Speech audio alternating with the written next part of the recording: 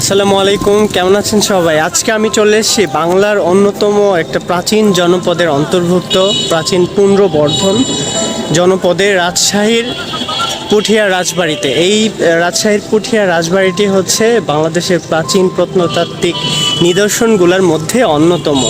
তো মহারানী হেমন্ত কুমারী দেবী এইখানে 1895 সালে এই রাজবাড়িটি নির্মাণ করেন। আজকে আমি আপনাদের সবগুলো জায়গা, এখানে রাজবাড়ি, তারপরে হচ্ছে বিভিন্ন মন্দির আছে, সেই মন্দিরগুলা ঘুরে ঘুরে দেখাবো।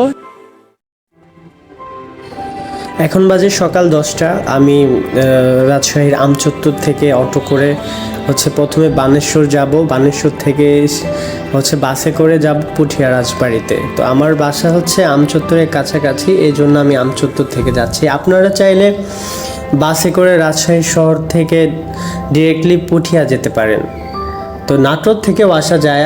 আপনি যদি ঢাকা থেকে আসেন, সেই ক্ষেত্রে আপনি বাসে করে অথবা বিমানে করে যে কোনোভাবে আপনি আসতে পারেন এই পুঠিয়া রাজবাড়িতে।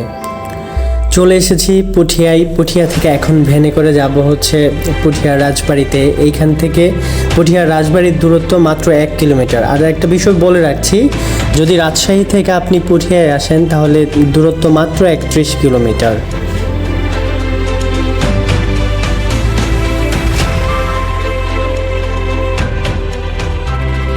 পুঠিয়া রাজশাহী অঞ্চলের একটি প্রাচীন এলাকা, যার প্রমাণ হিসেবে আজও দাঁড়িয়ে রয়েছে প্রাচীন নিদর্শন।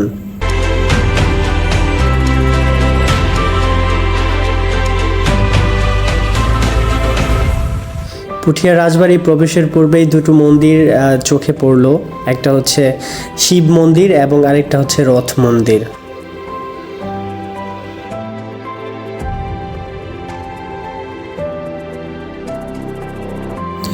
শিব মন্দির এবং রথ মন্দির পার হওয়ার পরেই চোখে পড়ল দোল মন্দির। এই দোল মন্দিরটি রাজবাড়ির সামনেই অবস্থিত। এই দোল মন্দিরটি বছরে একবার দোলযাত্রার সময় সাজিয়ে পুজো করা হয়। অবশেষে চলতে চলতে চলে এলাম সেই বিখ্যাত রাজশাহীর পুঠিয়া রাজবাড়ির সামনে।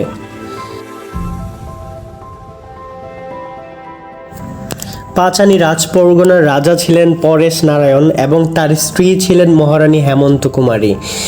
মহারানী হেমন্ত কুমারী তার দানশীলতার গুণের কারণেই আসলে ইতিহাসে জায়গা দখল করে রয়েছেন। এখানে একটি বিষয় বলে রাখি, মহারানী হেমন্ত কুমারী তার শাশুড়ি সরোজ সুন্দরী দেবীর সম্মানার্থে এই রাজবাড়িটি নির্মাণ করেন।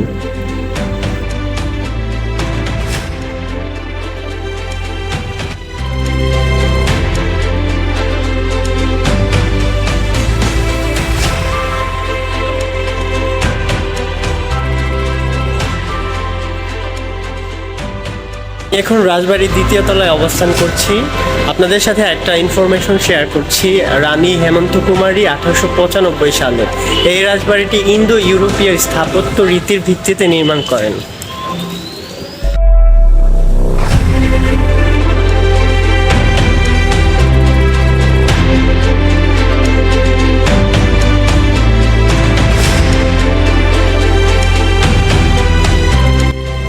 আমি এখন রাজবাড়ির ভিতরে প্রবেশ করছি। এই ভিতরে ঢুকলেই আপনারা একটা বড় মন্দির দেখতে পারবেন। এই মন্দিরটা এত বড় দেখতে আর এত সুন্দর, এই জন্য এই মন্দিরের নামকরণ করা হয়েছিল বড় গোবিন্দ মন্দির হিসেবে।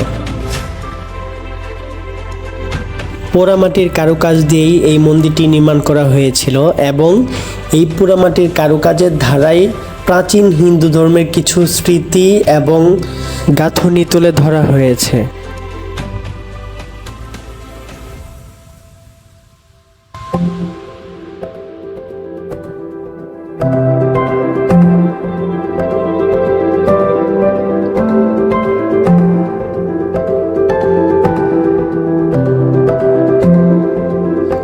নিরাপত্তার জন্য সেই সময় রাজবাড়ির চারপাশে এরকম কয়েকটি পরিখা খনন করা হয়েছিল। এইটা রানীর ঘাট।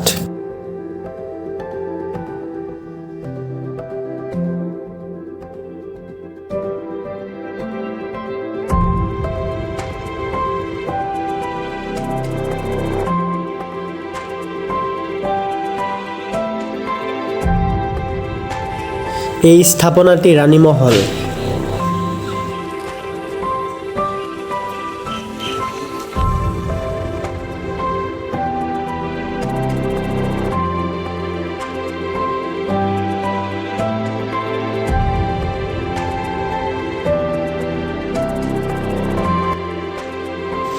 সুন্দর জায়গায় এসে বৃষ্টিতে ভিজে সাক্ষী হয়ে গেলাম।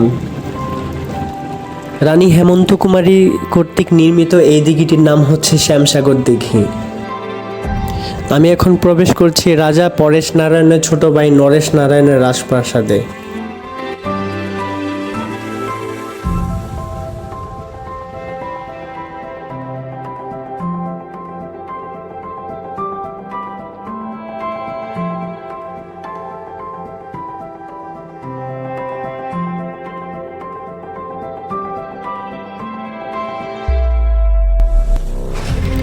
এই জমিদার বাড়িটি এখন খুবই ঝুঁকিপূর্ণ, এর ভিতরে আসা আমি খুবই ঝুঁকি নিয়ে এর ভিতরে গিয়েছি আপনাদেরকে শুধু দেখানোর জন্য।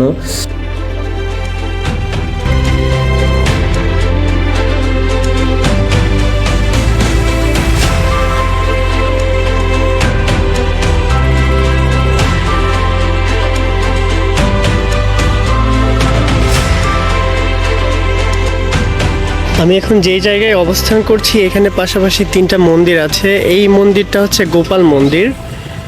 আমার সামনে যে মন্দিরটা দেখতে পাচ্ছেন এই মন্দিরটা হচ্ছে ছোট গোবিন্দ মন্দির এবং ওইটা হচ্ছে বড় আহ্নিক মন্দির।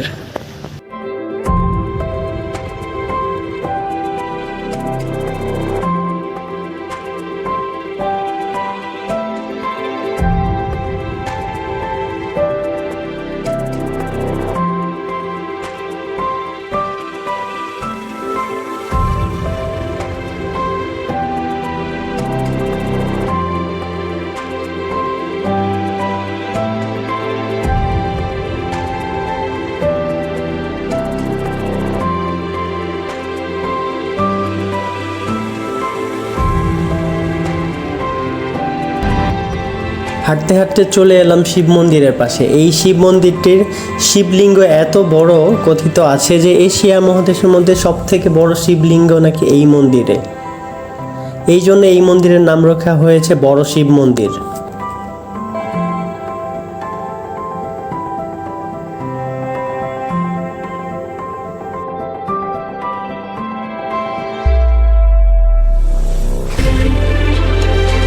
শিব মন্দিরের পাশেই রয়েছে রথ মন্দির।